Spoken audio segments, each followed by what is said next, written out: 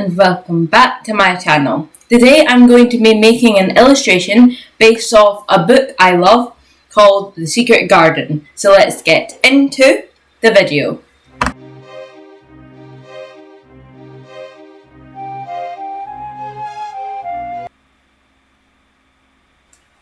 I didn't film the sketching of this video because originally I was just going to do this illustration on camera and probably post it to Instagram or something, or just keep it in my sketchbook. But then I thought, well, this seems like a good video idea. So I had already finished sketching, but I took my sketchbook over to the camera, set up the camera and stuff, and started filming. So, as I said in the intro and obviously in the title of this video, I am going to be drawing a scene, sort of made-up scene that I created in my own brain when I was reading The Secret Garden, which I read about 4 years ago, I think. 4 or 5 years ago. Yeah, it's been a while. But I can still remember most of the story.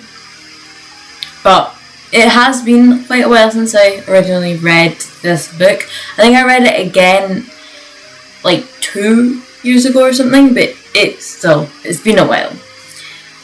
So I looked up the covers of some books because the cover of mine wasn't that interesting. It was just net looking. But so I looked up the covers of The Secret Garden and I tried to remember the rough story and like what was happening in the book, and I tried to create some sort of illustration. Now, my idea for this was have the wall and the door, obviously the door to the secret garden, and then the robin, which did not turn out as I hoped. It looks kind of weird. But anyway, the robin and a tree, because it is sort of forgotten about, but not quite, because like as you know the story, there's like, I can't say anything, but if you know the story, you know what I'm talking about. It's mostly abandoned, and it's mostly untaken care of, but slightly taken care of. But yeah, so there's a tree going, and I was going to have like kind of ivy going down the walls, and the grass obviously around the path and stuff like that. So that was my idea. I started off with acrylic, because I always use watercolour for basically everything, except for obviously canvas paintings where you have to use acrylic. You can't really use watercolour, you have to use acrylic for canvas. Or gesso, sorry, off on a tangent. But I thought, let's switch things around a little bit, not too much, and I went with acrylic. I don't know how to use acrylic as well as I know how to use watercolour. Well, yes, I did start my art journey kind of thing using acrylic. I didn't use it as often, and I didn't use it as much and stuff like that.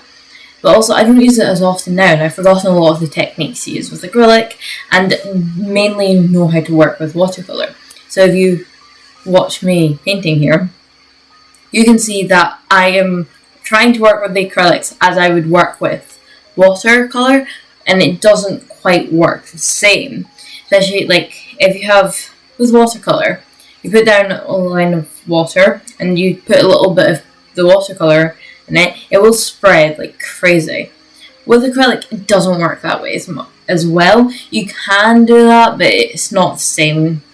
With watercolour, you can get very flat washes, really great gradients, and things like that.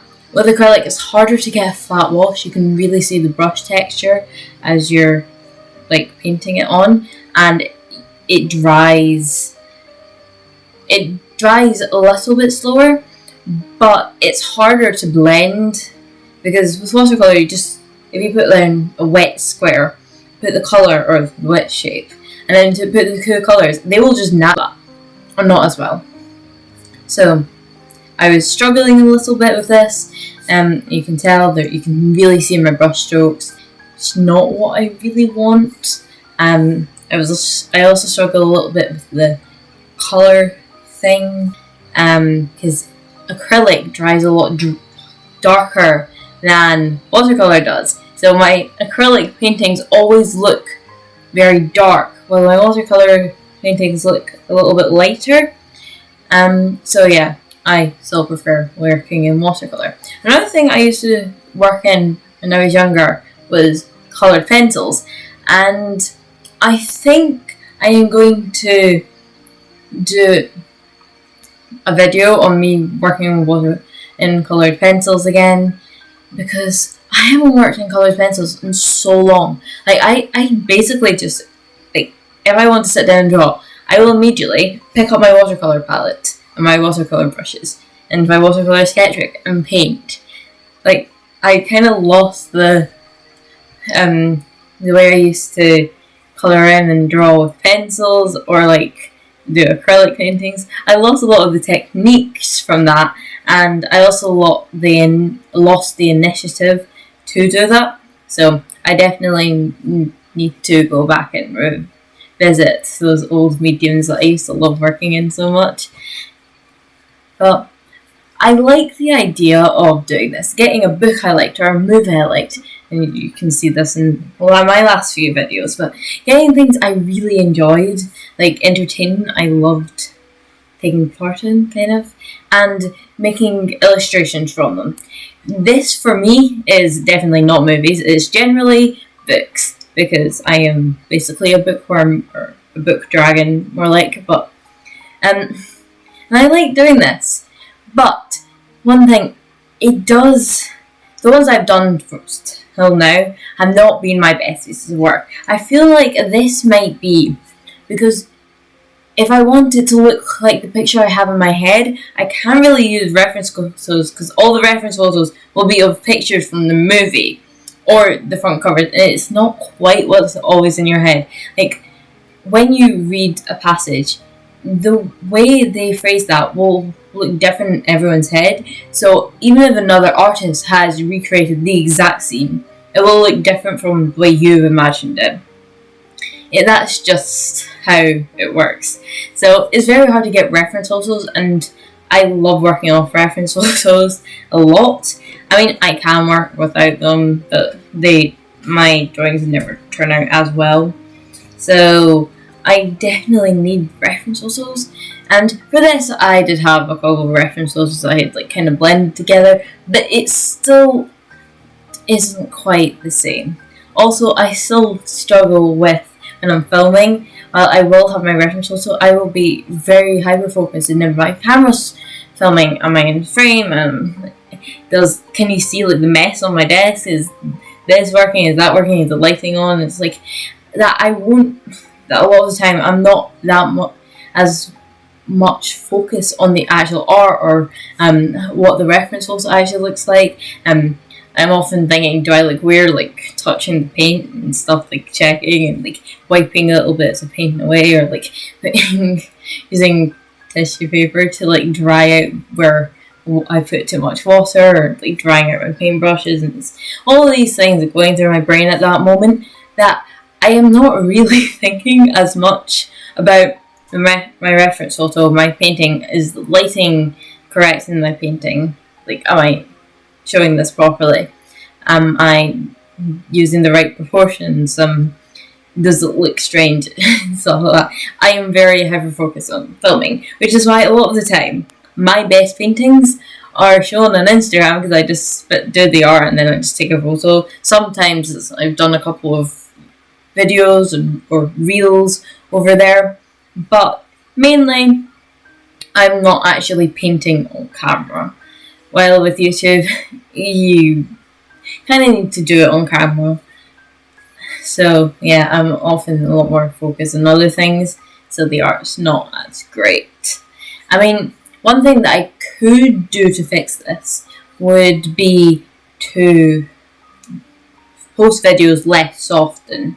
And I'm thinking about maybe doing that, so there's like better quality videos, and like maybe they'd be better, more enjoyed if I did like maybe less of them. So I'm still thinking about that, but for now it's staying the once a week thing. It's fine for now, but maybe in the future. Now I'm just adding some little details with my acrylic paint pen.